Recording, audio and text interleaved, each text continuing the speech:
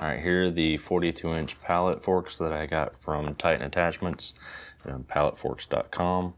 They use the skid steer quick attach there that just attaches right on the front of the Kubota. You see the two levers poking out here.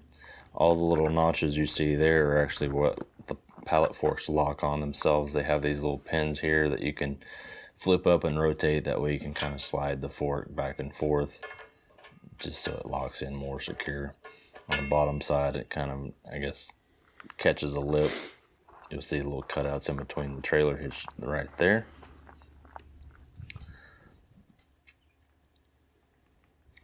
Here we have the 72-inch land grader from Everything Attachments. As you notice, they ship it on a pallet with bandit material holding it down, and it comes wrapped in black plastic. It was shipped by YRC Freight from Everything Attachments. I really have no complaints with them. There are a few places where the paint was scraped or skidded or something like that, but it's a piece of farm equipment. It's going to get messed up. Actually, it already has for my use. So just kind of a general walk around so you guys can see how it's packaged and how it comes shipped. That thing actually has, I fit that on a Home Depot truck. The sideways, so basically that way, coming in from the side. This is the 60-inch Wicked Root Grapple that I also got from Everything Attachments. I actually fit this pallet in the back of my pickup truck, my 2007 Tacoma. Kind of pokes out a little bit here. I'll talk about that more when we come to actually seeing it get off the truck. I'll have more reviews on these later. As you see here, this is actually my home security footage catching this. I do apologize. It is going to go in and out of black and white in our color just because of the lighting. My wife trying to guide me, and bless her heart, she's not really used to handling equipment or anything like that, so we're working out our hand signals as we go. Have a few questions. Now, I only show you guys this video. There's something, as I operate a forklift at work, very rarely, but I do. And right here in a minute, I'll show you where I wasn't looking back at it and I'm not pleased at myself the way I let it go.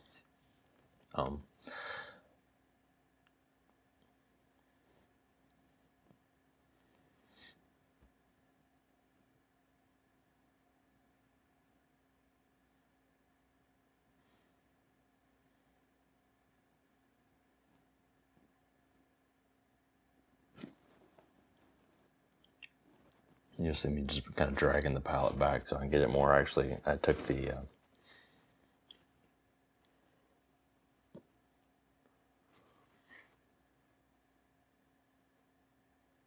tailgate off the back of the truck so I could get up even closer to the back of it. Here I asked my wife if we're actually good.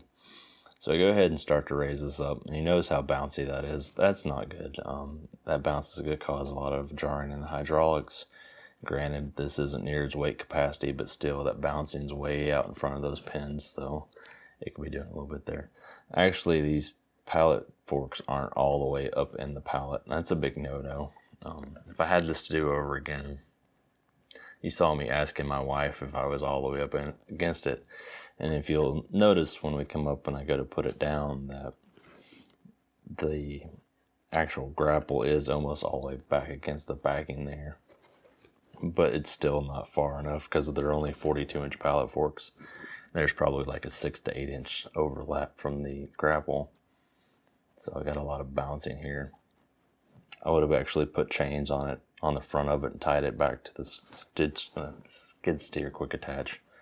So that way it kind of supports the front and the back as well. Still getting used to how to operate the loader and the tractor. So you'll see me make a couple jarring moves real quick. There's not much I can say about that other than I'm still getting used to it.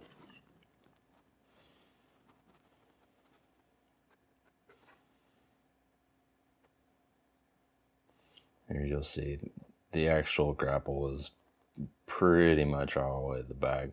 There's some space there, and my wife, bless her heart, she could have had me drive forward a little bit more, but it's ultimately my fault. I'm the one operating, and I can't really expect her to do it. And I saw the bouncing, so that's why I try to keep it tilted up most of the time. That way it wouldn't come slamming down or anything like that.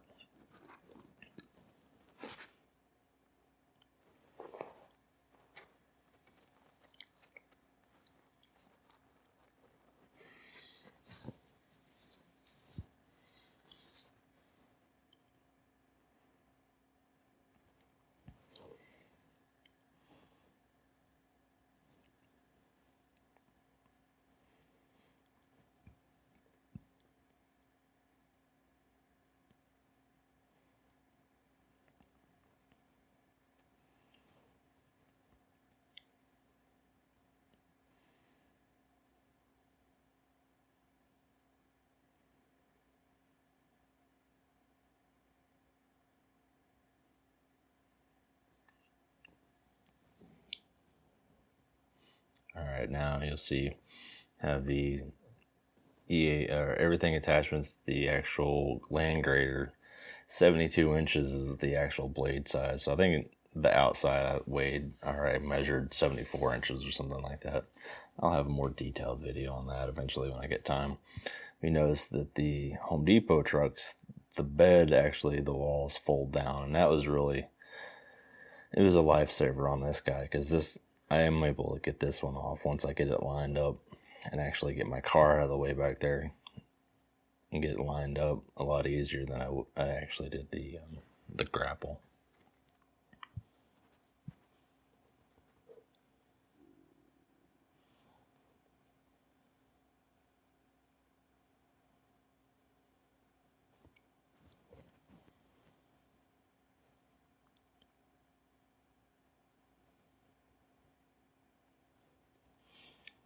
Fit nicely. The grapple fit in the back of my pickup truck in between the wheel wells and no problem. The pallet didn't hit anything or scratch the sides, which it's a pickup truck, so I've already got it scratched up anyway. It's not that big of a deal.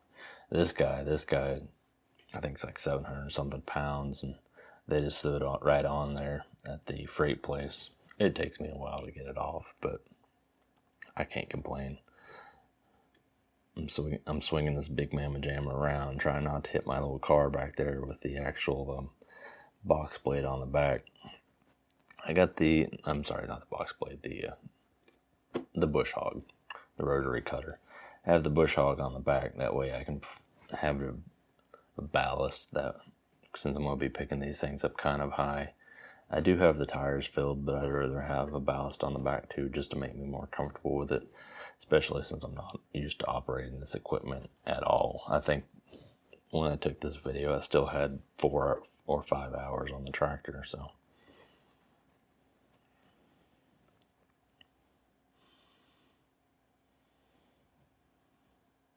I should have moved the car to begin with. Here you see me. I sit here and mess around trying not to hit that car for a while. I should have just backed it up a little bit. It's a straight drive, so my wife can't drive stick, so she can't move it for me. Trying to line up the pallet forks and everything, you can't see. I really couldn't see much going on through here. You can see through those little holes a little bit there, and I'm just kind of going off of that as much as I can and using my wife to guide me. But I know people talked about placing sticks vertically there where the pallet forks go. That way they can kind of see better. And I do have a level indicator for the bucket level indicator that kind of tells me when it's flat. But what's flat on the tractor and what's flat on the truck are two different things. So here, me and my wife are about to have a conversation about what she means when she's waving her fingers up a little bit, whether she means tilting up or bringing the whole boom up. This was everything attachments actually got their stuff to me really quickly, and I appreciate it. And then all of a sudden my pallet forks got lost in the mail, and so when FedEx called and said I can come pick them up, this is what I did the rest of the day, and it wound up 7 o'clock and I'm trying to unload these things. It's dark. I could have planned it a lot better, but it all worked out in the end. And see there, I mess up a few times and try to get it straightened up a little bit. But ultimately, I just need to move the car.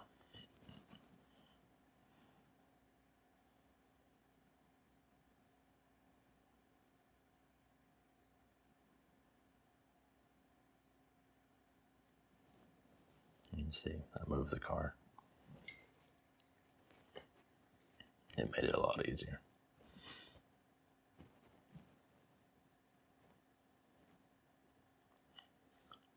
The headlights on the tractor are kind of a funny thing. I always wondered why people said, hey, we need LEDs on the rollover bars up top because you can't see when you got these perfectly good headlights. Well, if you got your bucket on there or something that blocks light more, you see the headlights hit that. It's not that great of a help. They help some, but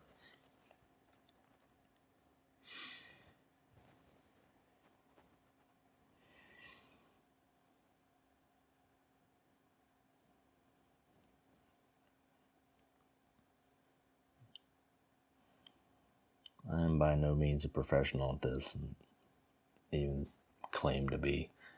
I operate a pallet fork maybe once a year, if that.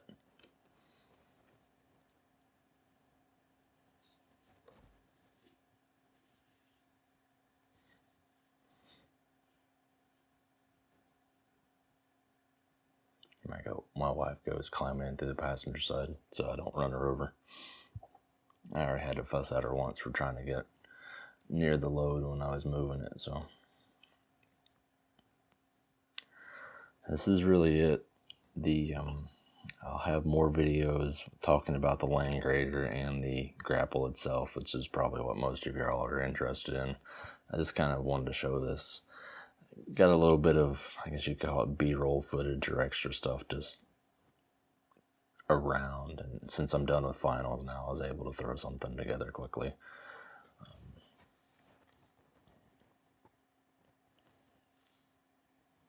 I'll let you enjoy the rest of this video in silence without me talking.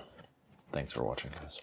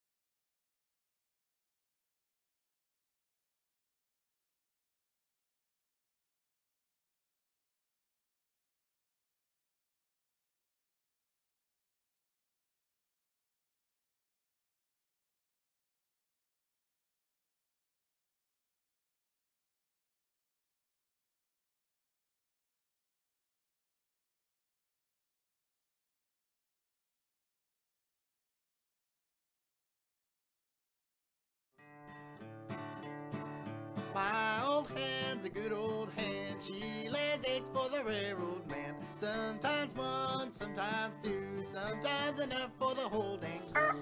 Cluck old hen, cluck and sing, I ain't laid an egg since way last spring. Cluck old hen, cluck and squall, I ain't laid an egg since way last fall.